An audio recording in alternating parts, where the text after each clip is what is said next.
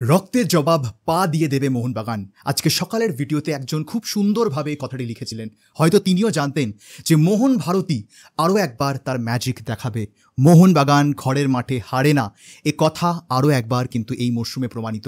জামশেদপুরকে ঘরের মাঠে 2-0 গোলে হারিয়ে এবং অ্যাগ্রিগেটে 3-2 গোলে হারিয়ে সরাসরি এইবারের আইএসএল ফাইনালে পৌঁছে গেল মোহনবাগান সুপার জায়েন্ট। বেঙ্গালুরু এফসির সাথে এইবারের আইএসএল ফাইনাল কলকাতার মাটিতে, এখানেই মোহন ভারতীতেই খেলবে মোহনবাগান। এর থেকে ভালো খবর হয়তো মোহনবাগান সমর্থকদের জন্য কিছু হতে পারে না। রিপনের বদলা নিল মোহনবাগান প্লেয়ার্সরা। যে কথা তারা রেখেছিলেন, কোচ মলিনা বলেছিলেন যে ঘরের মাঠে রেজাল্ট আলাদা হবে। প্রত্যেকটা প্লেয়ার যারা সাপোর্টে এসে বলেছিলেন যে এর জবাব আমরা মাঠে দেব, আজকে প্রত্যেকেই তারা কিন্তু তাদের কথা রাখলেন এবং জামশেদপুরের কাছে 2-0 গোলে জিতে রিপনের বদলা তারা নিলেন। হয়তো এটা মোহনবাগান বলেই সম্ভব। এত বুক চিতিয়ে আমি আজ পর্যন্ত কোনো ক্লাবকে দেখিনি এত কনফিডেন্টলি বলতে যে ভাই আমরা এর বদলা নেব। মোহনবাগান আজ অবধি যা যা জিনিস বলেছে আমরা করে দেখাবো, এমন কোনো দিন যায়নি, হয়তো হার্ডলি এক আধটা ম্যাচ গেছে যেখানে তারা সেই কথা রাখতে পারেনি। মোহনবাগান হয়তো মোহনবাগান এই জন্যেই Mohun Bagan doing Mohun Bagan things once more. Jamshedpur অনেক চেষ্টা করেছিল আজকে খেলার স্কোর লাইনটাকে আইদার 0-0 রাখার অথবা যতটা সম্ভব মোহনবাগানকে ঢুকতে না দেওয়ার, যাতে কাউন্টারটাকে তারা কোনো একটা চান্স ক্রিয়েট করে যদি ম্যাচ থেকে অন্তত একটা গোল বার করে আনতে পারে। মাইন্ড ইউ, আমি সকালের ভিডিওতেও বলেছিলাম যে ম্যাচটা কিন্তু মোহনবাগানকে এরকমভাবে শুরু করতে হবে যে যেন তারা প্রথম 30 সেকেন্ডেই একটা গোল খেয়ে গেছে, ফাইনাল ম্যাচ তো কামব্যাক দিতে হবে এবং জামশেদপুরের থেকে গোল হজম করলে চলবে না। মোহনবাগান কিন্তু সেই কাজটাই করে দেখিয়েছে। প্রথম মিনিট থেকে অ্যাটাকের জাস্ট ঝড়। আমি একটা স্ট্যাটিস্টিক্স দেখছিলাম, ফার্স্ট হাফে 17টার ওপর অ্যাটাক তারা করেছে, সেকেন্ড হাফে ওরকমই অ্যাপ্রক্সিমেটলি 17-18টা অ্যাটাক তারা করেছে। তো ন্যাচারালি, এবং তার অপোজিটে যদি আমরা জামশেদপুরের খেলা দেখি, জামশেদপুর ফার্স্ট হাফে বোধহয় 4টে, সেকেন্ড হাফে বোধহয় 5টা। তো কুল মিলিয়ে জামশেদপুরের থেকে ডাবলেরও বেশি অ্যাটাক কিন্তু মোহনবাগান করেছে এবং এটা এক্সপেক্টেড ছিল।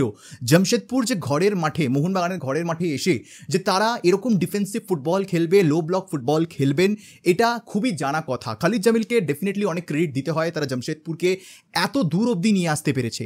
তবে মোহন ভারতীটা হয়তো তাদের জন্য একটু বেশি চ্যালেঞ্জ হয়ে গেছিল, বিকজ এখানে এত লো ব্লক মেনটেন করেও 6-7টা ডিফেন্ডার নামিয়ে দেওয়ার পরেও তারা কিন্তু সেই এক গোলের লিড ধরে রাখতে পারেনি। চেষ্টা তারা অফুরন্ত করেছে। অ্যালবিনো গোমেজ আউটস্ট্যান্ডিং খেলেছেন আজকে। প্রণয় হালদার, হ্যাঁ হয়তো পেনাল্টি হয়েছে, বাট ওভারঅল প্রণয় হালদার থেকে শুরু করে জামশেদপুরের গোটা defensive unit, they played really well.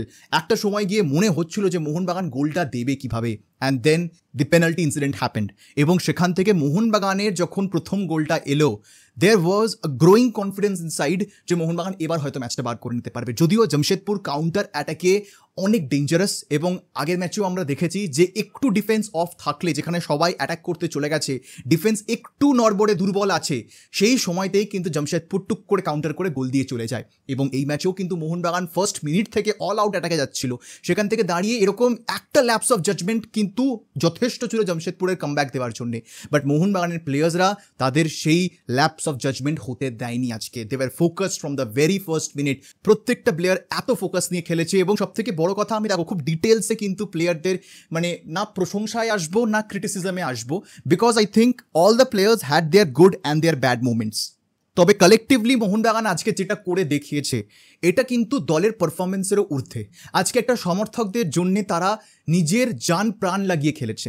এটা হয়তো মোহনবাগান বলেই সম্ভব। এরকম কানেক্ট একটা ফ্যান বেসের সাথে একটা ক্লাবের যখন হয়ে যায়, ক্লাবের প্লেয়ারদের সাথে যখন একটা এরকম কানেকশন হয়ে যায় না ফ্যান্সদের, তখন ক্লাব থেকে শুরু করে, প্লেয়ার থেকে শুরু করে, ফ্যান কালচার থেকে শুরু করে সব কিছুই না পুরো একটা আলাদা লেভেলে চলে যায়। Mohun Bagan is the prime example of how a successful team and a big fan base can work collectively together and grow forward.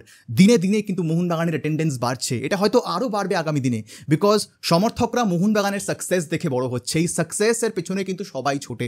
যত বেশি ট্রফিস তত বেশি তোমার ওপর চোখ, তো ন্যাচারালি ফ্যান বেসও তোমার গ্রো হতে থাকে। কিন্তু মোহনবাগান দিনের পর দিন শুধু ম্যাচ খেলছে না, তারা একটা গল্প লিখে যাচ্ছে, একটা ইতিহাস ছেড়ে যাচ্ছে যে এরকমভাবেও ভাই ফেরা যায়।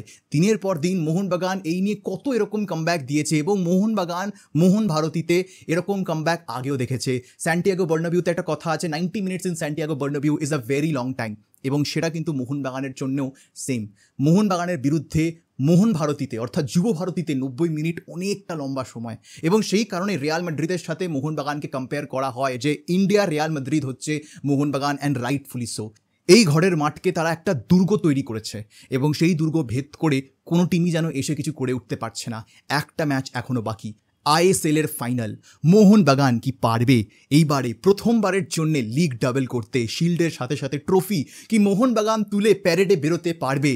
মোহনবাগান দল কিন্তু স্বপ্ন দেখাতে শুরু করে দিয়েছে সমর্থকদের। এই দলের পক্ষে যেন কিছুই অসম্ভব নয়, এই দলের পক্ষে যেন জেতাটা জাস্ট একটা হ্যাবিট হয়ে দাঁড়িয়েছে। মোহনবাগান হয়তো এই কারণেই মোহনবাগান। অবশ্যই কমেন্টে তোমরা জানিও যে তোমাদের কীরকম লাগলো আজকের এই ম্যাচটা, তোমাদের কি এখন এই মুহূর্তে ফিলিং। আমি কোনো ডিটেলসে যেতে চাইছি না, কে ভালো খেলেছে কে খারাপ খেলেছে, জাস্ট ভুলে যাও। জাস্ট কমেন্টে তোমাদের নিজেদের এই মুহূর্তে কি ফিল হচ্ছে লেখা শুরু করে দাও সমর্থকরা, কারণ এই মুহূর্তে এই জয় তোমাদের, এই জয় সেই সকল সমর্থকদের যারা জামশেদপুরে গিয়ে তাদের হেনস্থা করা হয়েছিল, তাদের উপর অ্যাটাক করা হয়েছিল, এই জয় সকল মোহনবাগানীদের। আজকের ভিডিও এখানে শেষ করছি বন্ধুরা, দেখা হবে তোমাদের সাথে পরের ভিডিওতে। আর এই ভিডিও দেখার জন্য তোমাদের সবাইকে জানাবো ধন্যবাদ।